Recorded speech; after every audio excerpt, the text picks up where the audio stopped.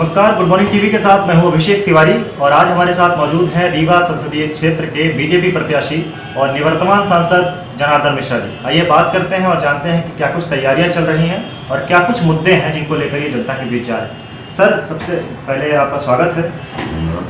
मेरा पहला सवाल ये है कि आप यहाँ से 5 साल हो गए सांसद हैं, आपकी सरकार रही है केंद्र में, कितने विकास कार्य किए हैं आपके द्वारा कितने विकास कार्य किए गए हैं और कितना कामों से आप संतुष्ट हैं?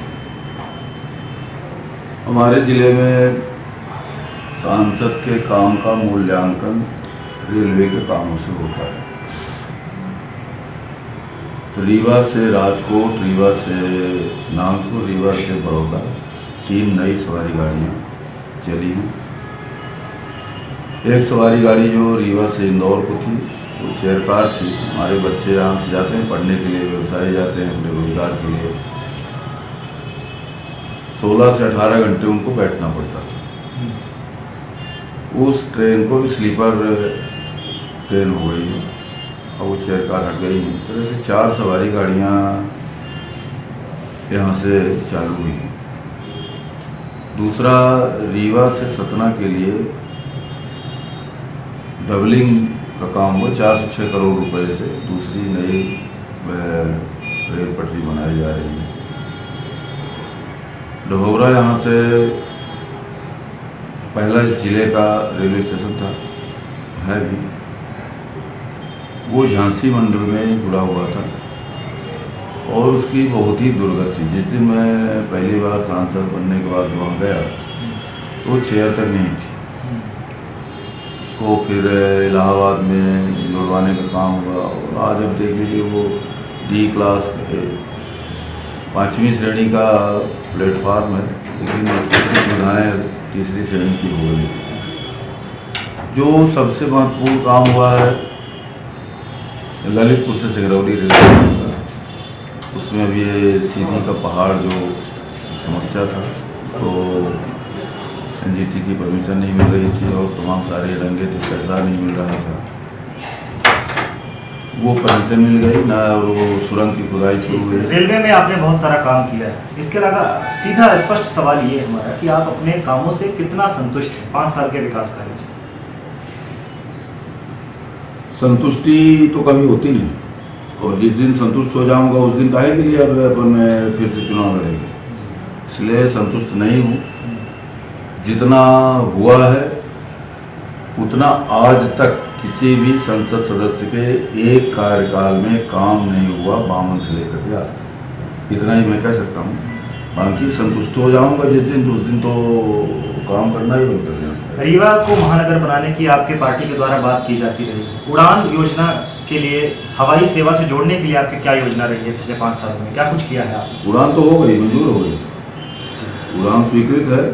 रीवा एयरपोर्ट बने इसका नोटिफिकेशन केंद्र सरकार ने कर दिया है, भूमि अधिग्रहण की कार्रवाई शुरू है और हवाई जहाज चलने का जहाँ तक सवाल है सारी औपचारिकताएं पूरी हो चुकी हैं। अब ये हवाई जहाज की जो कंपनियां हैं वो अपना बोली लगाएंगी, जिसको बोली में मिल जाएगा वो अपना उड़ाएगा। विरोधियों का एक आरोप आपके ऊपर हमेशा से रहा है कि आपने विकास कार्यों पर रुचि नहीं दिखाई, 5 साल में कोई ऐसा काम नहीं किया जो विकास कार्य के मद्देनजर कहा जा सके, तो इस पर आपका क्या कहना है?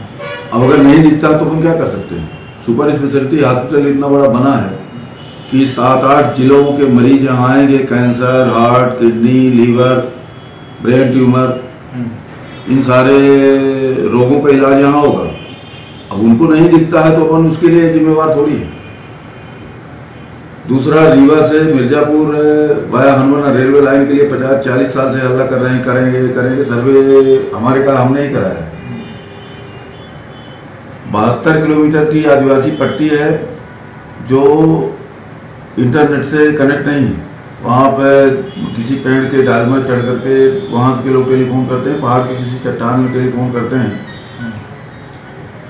3 टावर वहाँ शुरू हैं, 1 टावर चालू हो गया है, 2 टावर अभी मुश्किल से 15-25 दिन में चालू हो जाएंगे, 4था टावर भी 2 महीने में चालू हो जाएगा। इस तरह से पूरी जो वनवासियों वाला इलाका है इंटरनेट से कनेक्ट हो जाएगा। अच्छा, एक सवाल ये कि और सुनिए, अगर आपने कह दिया है कि ऐसा विरोधी कहते हैं तो 3 ट्रेन रीवा जैसे रेलवे स्टेशन से पूरे हिंदुस्तान में वो बता दें कि इस स्टेशन से 3 सवारी गाड़ियां चली।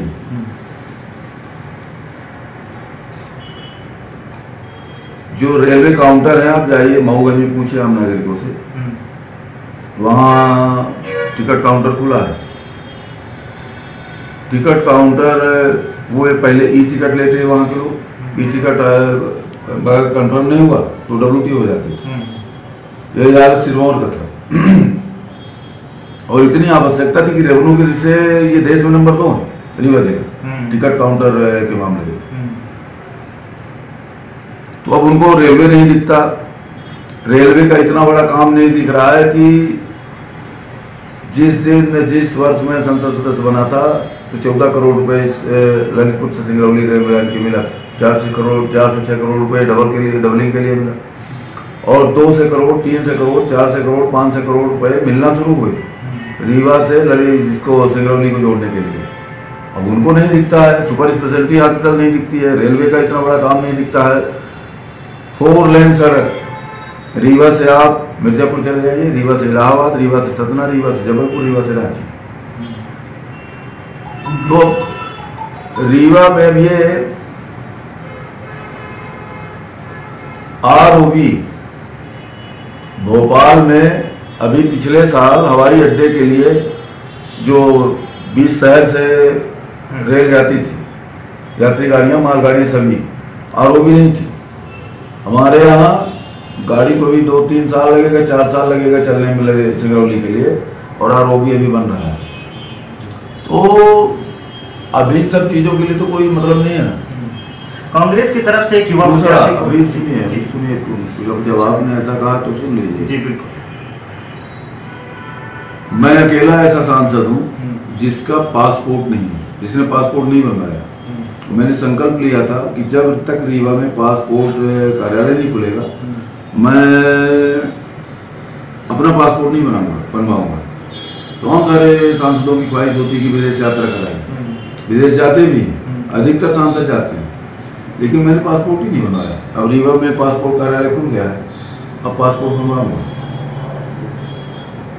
ये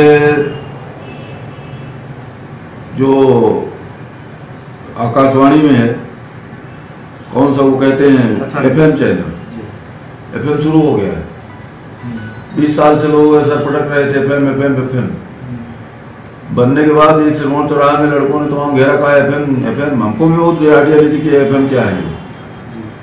तो हमने वहाँ पूछा जाके दिल्ली में कि भाई FM ये क्या है, तो बताया कि इसका मतलब ये है। तो दूसरे दिन से लगे और FM शुरू हो गया। तो हमारा मूल्यांकन, काम का मूल्यांकन अब रेल में करिए, सड़क में 4 लेन सड़क में करिए। दो 4 लेन सड़कें 50-60 साल जब से ये 4 लेन सड़कें मंजूर हुई थी, एक भी नेशनल हाईवे नहीं मंजूर हुई। 2 नेशनल हाईवे अलग से इसी 5 साल के कार्यकाल में मंजूर हुई। तो आप रेल का ले लीजिए, सड़क का ले लीजिए, हवाई का ले लीजिए, विदेश विभाग का पासपोर्ट ले लीजिए, टेलीफोन की कनेक्टिविटी ले लीजिए, हेल्थ का ले लीजिए, सुपर स्पेशलिटी हॉस्पिटल, अमृत योजना, ये जो अंडरग्राउंड सीवरेज बन रहा है वो ले लीजिए। तो अब उनको अब कभी उन्होंने कोई काम किया नहीं, विकास की ओर कोई रुचि नहीं रही, केवल लूटने के लिए, अपना घर बनाने के लिए, अपना परिवार को मौज मस्ती और उनके 7 पीढ़ियों को सुरक्षित करने का काम कांग्रेस के लोगों ने किया है। तो उनको वही दिखता है। उसमें जरूर मैं फेल रहा हूँ, उसमें मैं जरूर फेल रहा हूँ कि मैंने चोरी नहीं की, मेरे पेट में हराम का एक दाना नहीं है, मेरे गृहस्थी में एक चुटकी धूल चोरी की नहीं लगी हुई। आपने पीढ़ी की बात की, तो इस बार उसी पीढ़ी से कांग्रेस ने एक युवा को प्रत्याशी बनाया है। वो अक्सर ये बातें कहा करते हैं अपनी चुनावी रैली में कि इस जिले में बहुत ज़्यादा युवा वोटर्स हैं, 11 लाख के करीब युवा वोटर्स हैं। तो आपका क्या मानना है कि युवा किस ओर झुकाव करेंगे, किस ओर उनका झुकाव रहेगा? युवा देखेंगे कि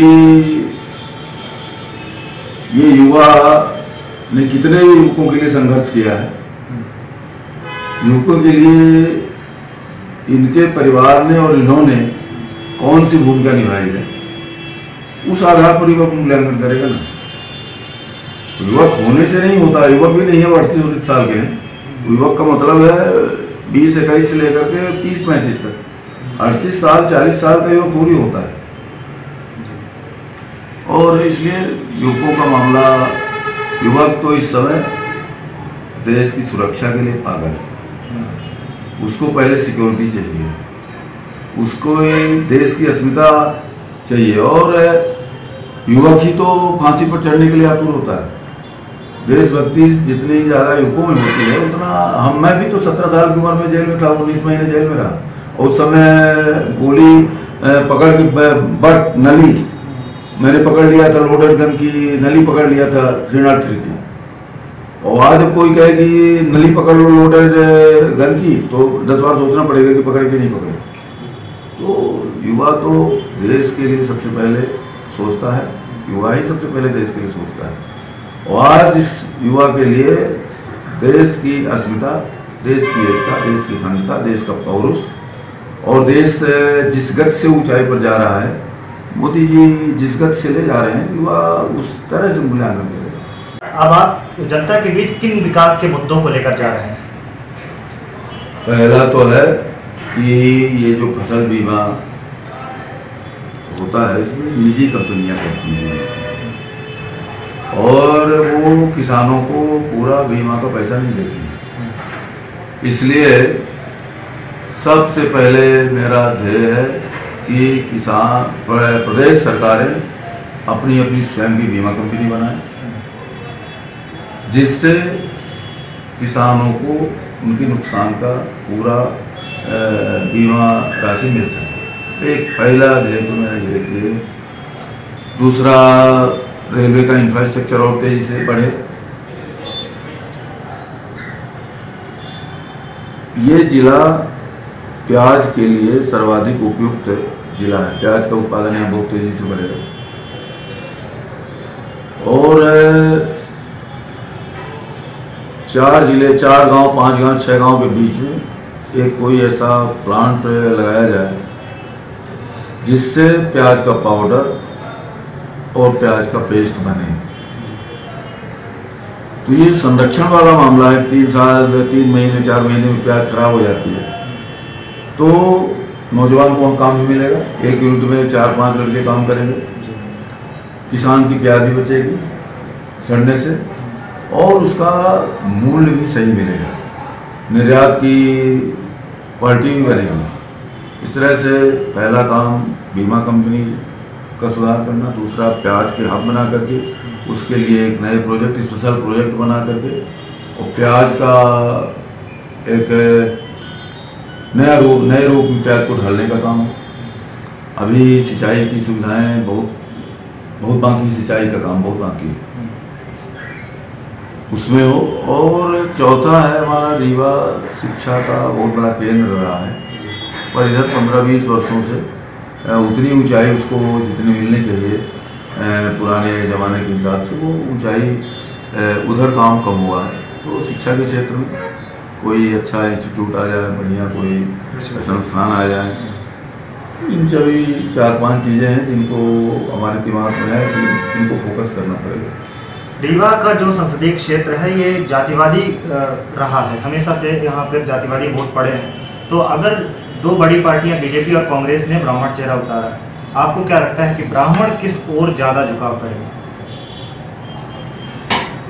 जातिवादी चेहरा पहले कभी रहा होगा नहीं। तो जातिवादी चेहरा होता तो मैं 1,69,000 थोड़ी जीतता। विभिन्न जातियों की और हम जातिवादी चेहरा होता तो हमारे 8 के 8 विधायक काहे आते। जातिवादी अगर चेहरा होता तो मतलब जाति का नाम लेना हमको हमारे गले नहीं उतरता। लेकिन जहाँ 2-2 जातियों, एक ही जाति के 2-2 उम्मीदवार थे, वहाँ भी भाजपा जीती। और जहाँ एक ही जाति का कांग्रेस पार्टी का उम्मीदवार था वो भी आ रहा। तो जाति के हिसाब से तो अब वोट पड़ना बंद हो गया है।